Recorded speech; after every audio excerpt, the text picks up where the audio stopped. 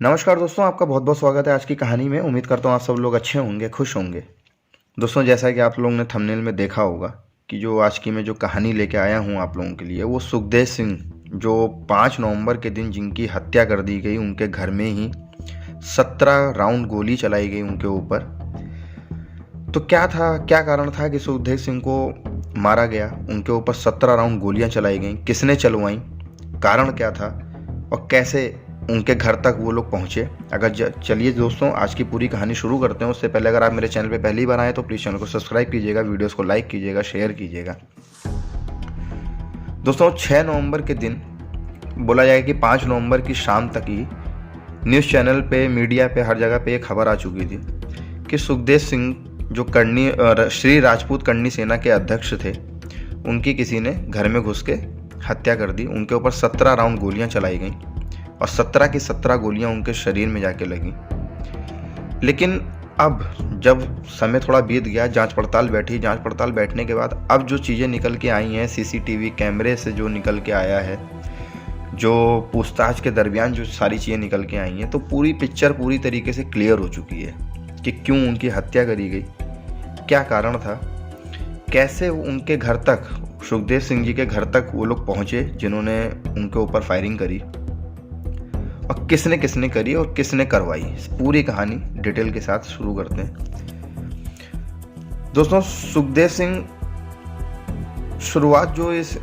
सिंह के कत्ल की जो बुनियाद रखी गई थी, वो 24 जून 2017 से ही रख दी गई थी। अब आप लोग सोचेंगे कि 2023, अभी कुछ दिन पहले तो इनकी हत्या हुई है, और 2017 से कैसे? पूरी कहानी समझिएगा, पूरा मतलब डिटेल के साथ पूरी कहानी मैं लेके आया हूँ, तो सुनिएगा पूरी कहानी। इस कहानी की जो शुरुआत होती है वो 24 जून 2017 को, जब पुलिस एनकाउंटर में राजस्थान के एक बहुत बड़ा गैंगस्टर आनंद पाल सिंह को मार दिया जाता है। इस एनकाउंटर को लेके बहुत सवाल जवाब हुए, बहुत हंगामेबाजी हुई, बहुत धरना प्रदर्शन हुए, और जिन लोगों ने बढ़ चढ़ कर धरना प्रदर्शन किया था, उन्हीं में से एक नाम था सुखदेव सिंह का भी। और कहा जाए तो उस धरना प्रदर्शन को लीड करने वाला जो शख्स थे, वो सुखदेव सिंह ही थे। ठीक है, दोनों में जो आनंद पाल सिंह थे और जो सुखदेव सिंह थे, दोनों राजपूत बिरादरी के थे। तो राजपूत राजनीति चलती थी दोनों के बीच में, दोनों एक दूसरे के बहुत अच्छे दोस्त थे। लेकिन आप लोग सोच रहे होंगे कि उस धरना प्रदर्शन का क्या लेना देना सुखदेव सिंह के कत्ल से। लेकिन अगर सीधे तौर पे बोला जाए और सच कहा जाए तो उस धरना प्रदर्शन का लेना देना है सुखदेव सिंह के कत्ल से, और शायद से उस धरना प्रदर्शन की वजह से ही सुखदेव सिंह के ऊपर 17 गोलियां चलाई गईं और उनका कत्ल कर दिया गया। दरअसल लॉरेंस बिश्नोई और आनंद पाल सिंह के जो दोनों गुट थे, जो दोनों गुटों के बीच में 36 का आंकड़ा रहता था। दोनों एक दूसरे को पसंद नहीं करते थे, दोनों गैंग के बीच दुश्मनी थी और आए दिन कभी ना कभी लड़ाई झगड़ा होता रहता था। तो शायद से जो कहावत रही है कि दुश्मन का दुश्मन दोस्त होता है, लेकिन दुश्मन का जो दोस्त होता है वो दुश्मन होता है, और शायद से सुखदेव सिंह की आनंद पाल से दोस्ती भारी पड़ गई। तो उस धरना प्रदर्शन में सुखदेव सिंह ने लॉरेंस बिश्नोई और गोल्डी बरार के ऊपर भी बहुत निशाना साधा, बहुत सवाल जवाब किए। तो ये सब चीज़ें लॉरेंस बिश्नोई और उसके गैंग के लोगों को भी पता चली। खैर, ये सारी बातें हुई, आनंद पाल सिंह का मतलब एनकाउंटर हुआ, उसके बाद सुखदेव सिंह ने धरना प्रदर्शन करवाया। सुखदेव सिंह ने धरना प्रदर्शन करवाने के बाद लॉरेंस बिश्नोई और गोल्डी बरार और उसके गैंग के ऊपर भी काफ़ी निशाना साधा। तो ये सब चीज़ें चलती रहीं। कौन सही था कौन गलत था, इसके बारे में ना ही जाने तो अच्छा है। और हम लोग होते भी कौन है किसी को गलत या सही बोलने वाले, उसके लिए हमारे देश के अंदर कानून है। 2017 में आनंद सिंह पाल की मौत हो जाती है। सुखदेव सिंह ने राजनीति में कदम रखा उसके बाद से, क्योंकि आनंद पाल सिंह और सुखदेव सिंह के बीच में बहुत करीबी दोस्ती थी। तो आनंद सिंह के मर्डर के बाद, मतलब कि एनकाउंटर के बाद, सुखदेव सिंह ने उसकी जगह लेने की सोची, और पार्टी ने पूरा सपोर्ट भी किया सुखदेव सिंह को। उसके बाद काफ़ी अच्छा खासा नाम होने लगा सुखदेव सिंह का। उसके बाद उन्होंने अपनी एक सेना बनाई जिसका नाम रखा श्री राजपूत करनी सेना। इस करनी सेना को बनाने के बाद सुखदेव सिंह का नाम अच्छा खासा सुनाई देने लगा लोगों को। कहा जाए तो सुखदेव सिंह का कद अब काफ़ी बढ़ चुका था, राजनीति में कदम रख चुके थे, राजनीति में अच्छा खासा उनका एक बोलबाला हो चुका था। खुद की अपनी एक श्री राजपूत करनी सेना के नाम से एक सेना बना चुके थे, जो अच्छी मतलब कि उनको सपोर्ट करते थे, मतलब सुखदेव सिंह को सपोर्ट करती थी पूरी सेना। ये सब करते कुराते 3 साल बीत जाते हैं। अच्छा खासा सुखदेव सिंह का नाम हो चुका था और सन 2020 में सुखदेव सिंह ने प्रॉपर्टी डीलिंग का काम भी शुरू कर दिया। लेकिन ये सब लोग जानते हैं कि प्रॉपर्टी डीलिंग के काम में दुश्मनी भी बहुत ज़्यादा बढ़ती है, नए नए दुश्मन पैदा हो जाते हैं, और यही सुखदेव सिंह के साथ भी हुआ। जब सुखदेव सिंह ने प्रॉपर्टी डीलिंग का काम शुरू किया तो सुखदेव सिंह जयपुर में रहने वाले जाट बिरादरी लोगों को और जो दूसरे बिरादरी के लोग थे उनकी ज़मीनों पे कब्जा करना शुरू कर दिया इन्होंने और इनकी सेना ने, इनके गैंग ने। अब ये सब चीज़ें मतलब लॉरेंस बिश्नोई और गोल्डी बरार इन लोगों को मालूम चलती हैं, लेकिन वो धीरे धीरे मतलब कि प्लानिंग पूरा वो भी ब्लूप्रिंट अपनी तरफ से तैयार कर रहे थे। और सुखदेव सिंह जो थे वो खुद एक राजपूत थे, तो उन्होंने जयपुर में राजपूतों का बहुत ध्यान रखा। उनको कई जगहों पे ज़मीनें भी दी राजपूतों को, और कई जगहों पे मतलब कि उनकी ज़मीन जो कब्जियात ली गई थी उनको छुड़वाया। तो मतलब सुखदेव सिंह ने राजपूतों का तो बहुत ध्यान रखा जयपुर में, लेकिन जाट और दूसरी जो बिरादरी के लोग थे उनको बहुत परेशान किया, उनकी ज़मीनों को कब्जाया, उनकी जो ज़मीनें थीं उन पे ज़बरदस्ती ज़ोर ज़बरदस्ती करके उन पे कब्जा कर लिया सुखदेव सिंह ने, सुखदेव सिंह की सेना ने, सुखदेव सिंह के गैंग ने। खैर ये सब चीज़ें वहाँ चल रही थी जयपुर के अंदर। तभी रोहित गोदारा जो खुद एक जाट रहे, उसको ये सब चीज़ें पता चली सुखदेव सिंह के बारे में। तो अब रोहित गोदारा ने ये सारी चीज़ें गोल्डी बरार और लॉरेंस बिश्नोई को बताई। ये लोग आपस में ही लिंक्ड हैं एक दूसरे से, और लॉरेंस बिश्नोई और गोल्डी बरार को जब ये बातें पता चली तो उनको भी ये सारी चीज़ें पहले से पता थीं, लेकिन श्योर एंड शॉर्ट जो हुआ वो गोल्डी बरार ने उनको पूरी चीज़ें डिटेल के साथ बताई।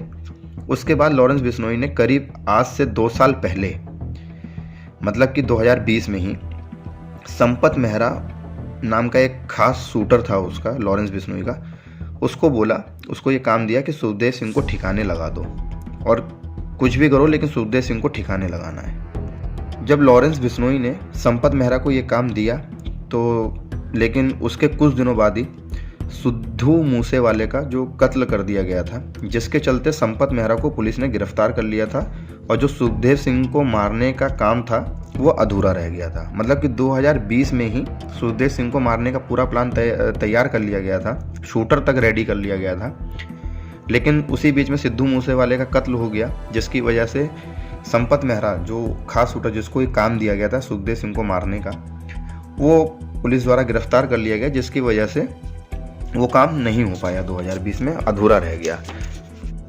उसके बाद सिद्धू मूसेवाले कत्ल में लॉरेंस बिश्नोई और उसके गैंग के कई मेंबर्स का नाम आया, तो ये सारी चीज़ें चलते चुलाते काफ़ी समय बीत गया और लोग सुखदेव सिंह को उस समय भूल गए, लॉरेंस बिश्नोई और उसके गैंग के लोग, क्योंकि उन लोगों को यहाँ पे सिद्धू मूसेवाले कत्ल में काफ़ी उनका नाम आ चुका था और उन लोगों ने पूरा मतलब कि वो भी अपने ऊपर सारा सब लिया भी है। लॉरेंस बिश्नोई और उसके गैंग के लोगों ने ही मतलब कबूलनामा किया फेसबुक पे, सोशल मीडिया पे जाके कि हाँ सिद्धू मूसेवाले को जो मारने का जो पूरा मतलब ब्लूप्रिंट था वो हम ही लोगों ने तैयार किया था और हम ही लोगों ने मारा है।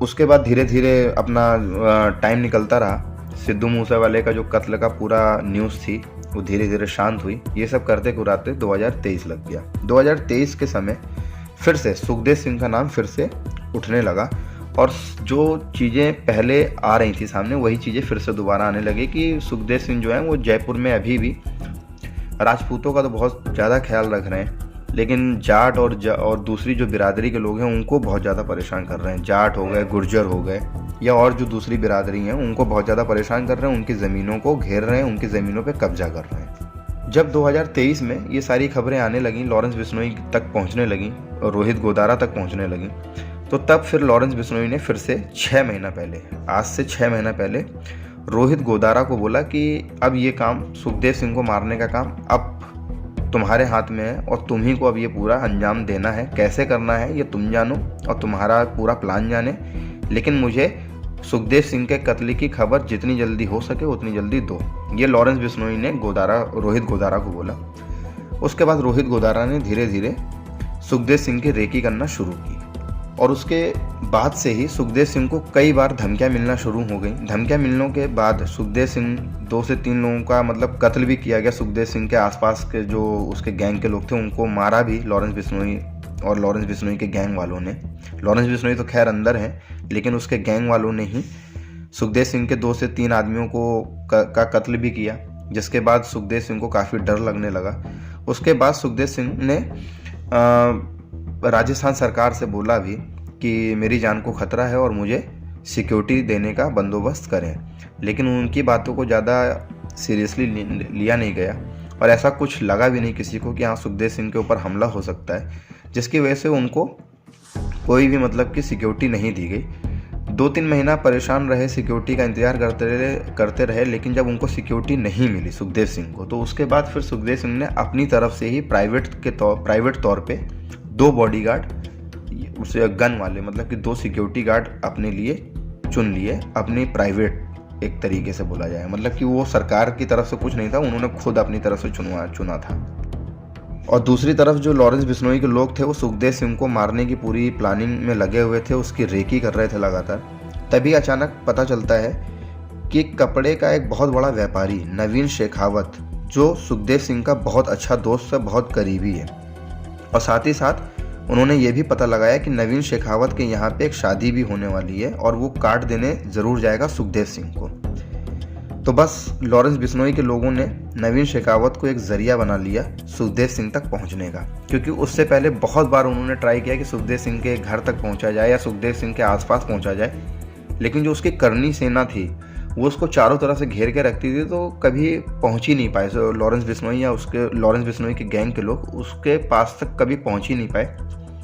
तो वो लोग जरिया ढूंढ रहे थे कि किस तरीके से सुखदेव सिंह के पास पहुंचा जाए, तभी उसको मारा जा सकता है। तो नवीन शेखावत जो एक कपड़े का बहुत बड़ा व्यापारी था, उसको उन्होंने जरिया बनाया और ये पता लगाया कि हाँ नवीन शेखावत के यहाँ पे एक शादी है और वो कार्ड देने ज़रूर जाएगा सुखदेव सिंह को। तो उसको एक ज़रिया बना लिया लॉरेंस बिश्नोई के लोगों ने सुखदेव सिंह तक पहुँचने का। जब नवीन शेखावत मतलब कि तय हो गया कि हाँ इसी के थ्रू जाया जाएगा सुखदेव सिंह के पास तक, उसके बाद कुछ प्लान होने के बाद 2 शूटर तैयार किए गए और उन दोनों ने नवीन शेखावत से अच्छी खासी दोस्ती करी उसके दुकान पे और उसकी घर पे जाके।